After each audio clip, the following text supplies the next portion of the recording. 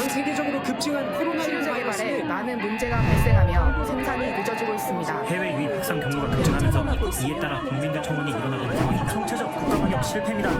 막을 수 있는 방법이 있었지만 이미 늦었습니다. 이제 전 인류가 잠식당할 날이 머지 않았습니다. 만약 실시간으로 이런 뉴스를 접한다면 어떤 느낌일까요? 이런 사태가 벌어지지 않도록 우리는 무엇을 준비하고 무엇을 알아가고 무엇을 대비해 가야 할까요? 한 주의 소식을 시원하게 체크해주는 채널 팩트 2리터의 2리터입니다. 지금 우리가 살고 있는 지구촌 사회는 코로나 바이러스 감염으로 인해 공황을 맞이했다 해도 과언이 아닌데요. 지난 반년이 넘도록 방역에 힘을 쓰고 사회적 거리두기와 자가격리, 마스크 착용을 생활화하면서 전염의 기세가 한풀 꺾이고 주춤하는 듯 하였으나 또다시 지역적 집단 감염 문제가 불거지고 있습니다. 잡힐 듯 잡히지 않는 집단 감염. 도대체 롱런하는 그 비결은 무엇일까요? 그리고 감염의 원인은 대체 뭘까요? 지난 19일 세계보건기구 WHO는 코로나19 신규 확진자 수가 당일 오전 9시 기준으로 26만 명으로 1일 기준 최다를 기록했다 말했습니다. 해외뿐 아니라 국내에서도 코로나19 감염 확산이 계속되면서 일시적 불안감에 그치지 않고 공포와 불안이 지속되는 불안 장애를 호소하는 분들이 늘어나고 있다는 소식입니다. 이러한 심리적 현상이 급증하면서 코로나19와 우울감을 뜻하는 블루가 합쳐진 코로나 블루라는 신조어까지 생겨났는데요. 감염 위험에 대한 우려는 물론이고 사회적 거리두기의 장기화로 일상생활에 큰 제약이 발생하면서 나타난 현상이라 할 수 있겠습니다. 서울대 보건대학원 유명순 교수님이 코로나 이후 국민 감정의 변화 상태를 살펴보았다고 하는데요. 가장 큰 것이 불안감, 그리고 시간이 점차 지나면서 분노라는 감정이 더 커지게 되었고 이내 불안과 분노의 감정이 뒤엉켜서 혐오를 일으키게 되었다 합니다. 인류 역사 이래로 감염병 대유행이 일어날 때 보여지는 대중들의 반응은 크게 세 가지 단계로 구분지어 볼 수 있다 익히 알려져 있는데요. 1단계 불안, 2단계 혐오, 그리고 마지막 세 번째 단계의 반응은 희생양 찾기입니다. 사실 병을 대하는 올바른 태도는 감염자를 지지하고 격려하면서 사회적으로 감염자가 배제되지 않도록 하는 것인데요. 이러한 분위기가 형성이 되어야 감염자도 자신의 상태를 신속하게 알리고 또 함께 치료를 해나갈 수 있기 때문이기도 합니다. 혼나는 분위기 속에 작은 실수도 덮어내고자 하는 마음이 커지는 것과 같은 그런 심리라고 생각이 드는데요. 아무튼 문제는 사람이 아니라 질병이고 바이러스임을 잊지 않았으면 하는 저 2리터의 생각입니다.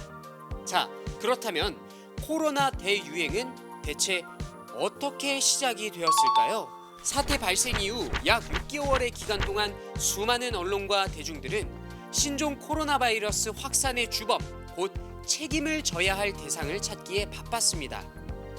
대구 경북 지역과 특정 종교, 이태원 클럽과 쿠팡에 이르기까지 점점 혐오 대상의 폭마저 넓어져 버린 시점인데요.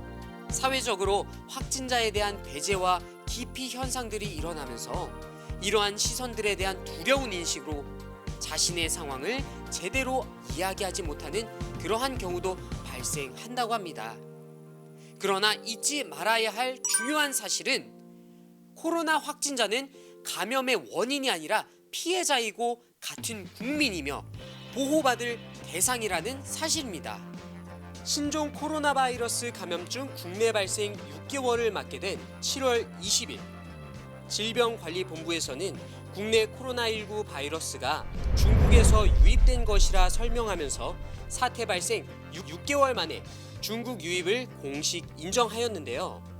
지난 1월 20일 첫 확진자 발생 이후 무증상 경증 환자를 통해 지역사회에 전파되면서 발생한 30번째까지의 확진자는 주로 중국 우한 등과 연관이 있었음을 잘 아시리라 생각됩니다. 다만 유행의 시작점을 중국으로 잡으며 공식적 입장을 내놓은 것은 이번이 처음이었기 때문에 많은 관심이 집중되었는데요. 31번째 확진자가 신천지 예수교회 신도로서 감염 이후 많은 모임을 통해 N차 전파가 진행되었고 이내 대규모 유행이 일어나게 되었습니다. 이에 대해 정은경 본부장님은 그때만 해도 코로나19가 빠른 전파력, 높은 전염력이 있다는 사실을 몰랐다. 무증상 시기에 전염력이 높다는 것 역시 당시에는 몰랐지만 역학 조사를 하면서 알아간 것이라고 회고하였고 이어 밀폐, 밀집, 밀접, 이른바 산밀 환경도 위험하다는 생각을 못했기에 유행 반복의 문제가 일어났음을 밝히며 전례 없는 상황에서 코로나19의 특성을 처음부터 다 인지하기란 어려웠었던 입장이었음을 알렸습니다. 그러면서 봉쇄만은 피하려고 만전을 기울였음을 설명하셨는데요. 물론 사태 해결을 위해 수고와 노력을 아끼지 않으신 부분에 대하여 질병관리본부 관계자분들께 감사의 마음을 표합니다. 그러나 신종 코로나 바이러스와의 전쟁이 일어나고 있는 상황에서 더 이상의 감염 확산이 일어나지 않도록 보다 더 철저하고 실효적인 방안이 필요하고 원인에 대한 확실한 분석과 이해가 국민들에게도 함께 더해져야 한다는 생각이 들고 있습니다. 지난 6개월간 정부에서 입장을 표하기로는 중국발 입국자들의 관리가 잘 되고 있으며 대구 신천지교회가 진원지이자 문제라는 쪽으로 책임을 몰아주었습니다. 하지만 현 시점에 이르러서는 중국에서 유입된 것을 인정하면서도 중국발 입국 금지 조치를 내리지 않기 위한 만전을 기울였다는 것인데요. 이러한 일련의 과정들 속에서 각자의 입장이 있겠고 물론 정부의 많은 노력과 입장도 있었겠지만 국민들의 안전이 직결되는 중대 사항에 있어서 그 어떤 것보다 국민 생명 보장이 최우선이 되어야 하지 않았을까 하는 아쉬움이 조금 남게 되는 것 같습니다. 뿐만 아니라 현장의 자원봉사로 희생을 자처하며 달려가고 또 모여진 의료진의 이야기에도 귀를 기울여야 하지 않을까요? 여러분, 혹시 덕분에 챌린지에 대해 들어보신 적 있으신가요?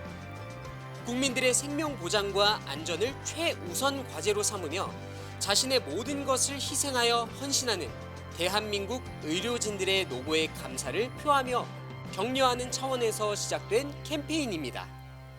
의료진들의 중심점이라 할 수 있는 대한의사협회는 지속적으로 국민의 안전을 위해 포기하지 않고 끝까지 최일선에서 코로나와 싸우겠다는 의지를 보여주며 국민들로 하여금 큰 감동을 자아내게 하고 있는데요. 첫 확진자 발생 이후 6일 뒤인 1월 26일 대한의사협회는 긴급 대국민 담화를 통해 정부는 최악의 시나리오를 가정하여 모든 행정적 조치까지도 준비해달라 권고하였고 방역 대책의 1차라 할 수 있는 감염 원인의 유입을 차단하는 것, 곧 중국발 입국 전면 금지에 대한 행정적 준비가 필요함을 알렸습니다. 뒤이어 며칠 간격으로 의협은 지속해서 대국민 담화를 연차적으로 발표하였고 정부에 강력하게 권고하며 중국발 전면 입국 금지 조치를 취해달라 외쳤으며 국민청원 역시도 76만 명을 훌쩍 넘기는 동의를 얻었습니다. 그러나 이에 대해 정부는 답을 주거나 조치를 취하지 않았고 약 한 달이라는 시간이 흐르면서 국내 코로나19 바이러스 대확산의 사태로 번져나가게 되었는데요. 2월 24일 코로나19 사태 심각 단계에 따른 대한의사협회 긴급 기자회견에서 감염원을 차단하는 방역의 가장 기본적인 원칙을 지키지 않았음에 대해 안타까움을 표하면서 정부가 의학적 관점에 따른 의협의 조언을 외면하지 않고 사태 초기에 입국 금지 조치를 취하였다면 대규모 지역사회 감염 확산을 막을 수 있었을 것이라는 유감을 표했습니다. 또한 지금이라도 중국발 입국 금지 조치가 즉각적으로 시행되어야 함을 외치면서 동시에 정부의 총체적 방역 실패의 책임을 코로나19에 감염된 환자들에게 책임 전가해서는 안 된다. 주요 원인을 특정 종교단체, 즉 신천지 예수교회로 돌리고 있다면서 강한 입장을 알렸는데요. 이어 최대집 의협 회장님은 이들 역시 누군가에게 감염된 환자들이고 고의로 바이러스를 타인에게 전파한 바도 없기에 이들은 보호받고 치료받아야 할 우리의 환자들이고 대한민국 국민이라면서 이들을 비난하는 사회의 분위기를 극히 경계해야 한다고 꼬집었습니다. 자, 이쯤 되면 궁금해지는 부분이 하나가 있는데요. 과연 우리나라 정부는 중국의 출입국 제한 조치가 불가능했던 것일까요? 또한 그 권한은 과연 누구에게 있는 것일까요? 네, 오늘은 대한민국에 코로나 바이러스가 유입되고 또 확산된 지 6개월이 지난 이 시점에서도 아직까지 지역 감염이 확산되고 있는 부분에 대해서 집중 조명해 보았습니다. 과연 우리는 어떠한 방역을 해나가야 하고 또 이 지역 확산의 원인은 어디에 있는지 오늘과 다음 영상을 통해서 함께 팩트체크 해봤으면 좋겠습니다. 영상이 유익하셨다면 좋아요와 구독하기 그리고 알림 설정까지 꼭 부탁드릴게요. 가벼운 언론 놀이터 팩트 2리터의 2리터였습니다.